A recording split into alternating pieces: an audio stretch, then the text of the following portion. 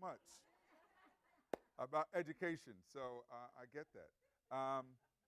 So I want to share two teaching stories, my own teaching stories, which I think are instructive about what I've learned about teaching over the years, and I learned them early. Then I want to share 3 points about what I believe it takes to be a highly effective teacher. And then I want to leave you with a challenge, okay? So, teaching story. I grew up in Brownsville, Brooklyn, part of Brooklyn that's not gentrified, and in a neighborhood called Brownsville, better known for producing boxers like Mike Tyson and rappers like Biggie Small. But my parents, neither of whom had high school degrees, lived there with their 6 kids. I'm number 2, sent all 6 of us to college, best colleges in the country. Harvard, Brown, Cornell, 2 at Berkeley. All right. Living proof, your background should not determine what you can accomplish in education. Okay. Ended up going to Brown University as a student. I was intimidated because once I got there, I realized everybody else I was going to school with was from a wealthy family, had gone to elite private schools and prep schools. I went to a big public high school. Okay? But it took me only a few months to realize that what my father taught me, who I told you did not have a college degree or a high school diploma, but was well-read and could speak 8 languages. Right? He told me before we left, he said, first of all, don't go to college looking for them to educate you because they only provide one form of knowledge. Right? The most important form of knowledge is common sense. And common sense is not that common. Okay? And so don't lose sight of that. Right? Don't be an educated fool. Right? Secondly, he said, hard work is more important than anything in life. I've worked hard all my life, and you're going to have to work hard too. And so hard work, especially given you could be there with all those rich kids, can help to compensate for their privilege. Okay? Because they can have privileges you don't have, but if you work hard, that will help you to get through this. All right? And I'd been working since I was 12, so I already knew what hard work was like. Third, he said, don't go off and study something that you could do for free from a library. And he was a person who used the library regularly. Right? Now, when he later found out I was studying sociology and history, he said, you could have done that for free in a library, right? But nonetheless, that's the direction I went into. But his message to me about hard work resonated. And so I decided, you know, I do like sociology, I do like history, but I might need a regular job when I get out. So I think I'm going to do a teaching credential, too. So I decided I was going to get my teaching credential. And my first semester of getting my credential, took an educational psychology course, and part of the course required me to work in a school as an assistant to a teacher. And the point was just to help her. So I get there, it's a kindergarten classroom, I'm 19 years old, know nothing about teaching. She says, all I want you to do is take those 5 boys over there and deal with them, because I can't deal with them. 5 little black boys. And the idea was for the 45 minutes I would come, I could do whatever I wanted with them. Puts me in a room with them, I'm thinking, how hard could that be? I got little brothers and sisters. I know kids. So I get there, first day, and I realized right away, okay, it's harder than I thought, because they're energetic. But basically, they're just playful. These are not bad kids. But I could tell with that teacher, she had already labeled them as bad kids who were going to be in a lot of trouble with her. So since I had the freedom to do whatever I wanted, I decided the next day I'm going to come prepared. So I come with a football. And I just play football with them for the first half hour. Because I know already I'm going to work with their energy, not try to crush their energy. Right? I also know that if I play something they like, you know what's going to happen? They're going to like me. And if they like me, getting them to work with me is going to be a whole lot easier. And voila, magic. We're playing football. I tire them out. Next thing you know, I can sit and talk to them, get them reading, get them working. Teacher's shocked. Within 3 days, they're listening to me more than they listen to her. I'm 19. Okay, so the lesson to extract from that, Your job is not to crush the kids, to beat them down. Your job is to build a relationship and channel their energy positively. Okay? We can't be in a chaotic classroom where there's disorder, but beating the kids down, you know what it produces? It either produces docile kids or resistant kids who don't like being beaten down. Okay? The kids will work for you if they like you. Lesson number 2, teaching now high school, getting my student teaching. Senior year of college. I'm excited. I get assigned to teach at the toughest, most difficult high school in Providence, Central High School. Okay. My mentor teacher says, okay, you're going to be teaching American history to 11th graders. Your job, get the kids from the American Revolution in September, Vietnam War come June. That's your job. Here's the book. I'll be back watching. Right. And I said, well, okay, well, hold up. What about the Constitution? He said, don't get caught up in the Constitution. Constitution's too complicated. You got to be at Civil War by Christmas. Okay? All right. I'll be there watching. I said, but Civil War is really complicated. He said, you don't get it. You got to be at the Great Depression by Easter. Okay? Then I got it. Already what he was telling me is he didn't care if kids learned history. What he cared is whether or not I got through the book. Now, I also figured out very quickly he wasn't going to be back watching me. He was going to use my presence to have a lot of breaks. So most of the time, although I'm only now 21 years old and in this classroom all by myself, I know when that classroom door closes, I have power. Right? And I love history. So I feel my job is to get them to love history too. I'm going to make history come to life so they come away with as much passion for it as I do.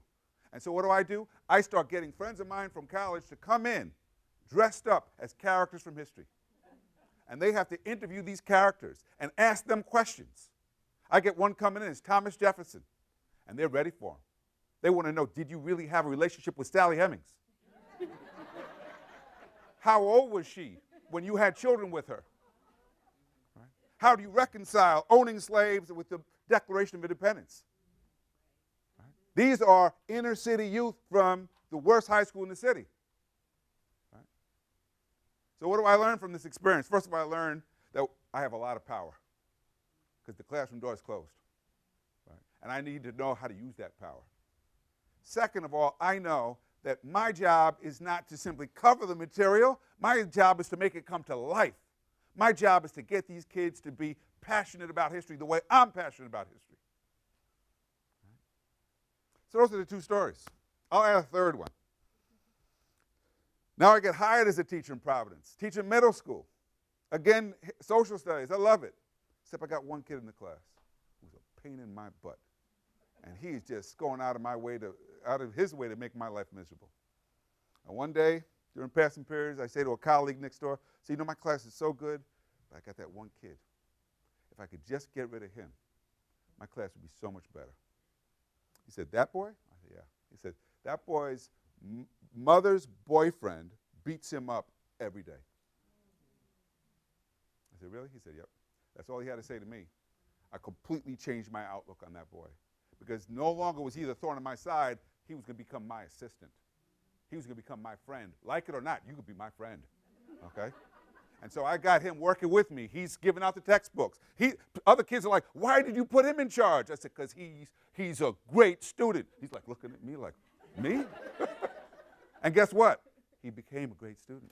He became my assistant. He went from being a problem to being a help. I couldn't change what happened at home, but I could change how I treated him. And then guess what? That changed his behavior in my class. So that relates to the 3 things I got to tell you about being a highly effective teacher. First of all, you got to know your content. Because teaching is intellectual work. You got to know more than the kids. Right? So what does that mean? You got to keep reading. You got to keep studying. Because if you don't have something to give, you will be useless. Teaching is intellectual work. Right? And so you got to keep feeding yourself. This idea that teachers, they have, what the saying is, if you can't do something else, go teach. That's BS in my opinion, because teachers need to be smart, capable people. And so you can't say, I got done with college, I'm done. No. Guess what? Lifelong learning is what teaching is about. Ongoing reading, ongoing efforts to get better and better. So commit yourself to that. Secondly, pedagogy. Guess what? The best teachers don't expect the kids to learn the way they teach and blame them if they can't. The best teachers teach the kids the way they learn. Think about the difference. When you teach a child the way they learn, first of all, you realize not everybody learns in the same ways. And most kids don't learn like this, having someone talk at them. Most kids learn by interacting, by asking lots of questions. They learn by doing, not by listening. Right? So we want to create classrooms where kids are able to learn by doing. Secondly, we want to create classrooms where it's safe to make mistakes. Because that's how we learn, isn't it? You learn through your mistakes. How do you learn to cook? By burning lots of pots till you get better at it, right? Create a classroom where the mistakes are part of it. In fact, create a classroom where you tell the kids the first assignment you turn in is always the first draft. Because we don't do our best work on the first draft. We do our best work on second, third, fourth, fifth, sixth, seventh draft. Right? Because the real work is not in the first submission, it's in the revision. And if you give them clear feedback on how to get it better, because the real teaching is not in the grading, it's in the feedback. Right? Guess what will happen? They'll produce better work. And they will not produce slop and give it to you and say, here you go. If you accept slop, they'll give it to you. All kinds of kids, because you haven't challenged them.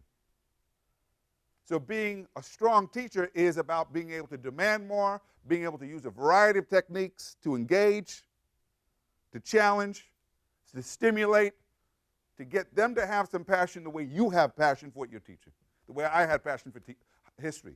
But whether it's math, music, science, you got to bring some passion to it, otherwise they're going to be bored. And if they're bored, you know what's going to happen? They're going to make your life miserable because you bored them. Okay? Third, relationships. Kids learn through relationships. And you'll see it very quickly. There are kids who will work for some teachers, won't work for others. You know why? Because they learn through relationships. And when the relationship's not there, they will choose not to learn from certain people. Now, you might say, well, they're just hurting themselves, but guess what? That's their kids. They don't know any better. So you're the professional. It's your job to build a relationship, not theirs. And the relationship has to be premised on respect, right? That you respect them. You care so much, you take your work seriously, and you expect them to take it seriously. And the relationship's got to be based on trust and compassion, that you care about them. And be very clear about this. Pity is not the same as empathy. We're not after pity. Pity is, if that's where you're coming from, go choose another field now. Right? Pity comes from condescension. Right? Pity results in lowered expectation. You say, those kids can't do it. Empathy is a position of solidarity. Say, my fate is tied to yours.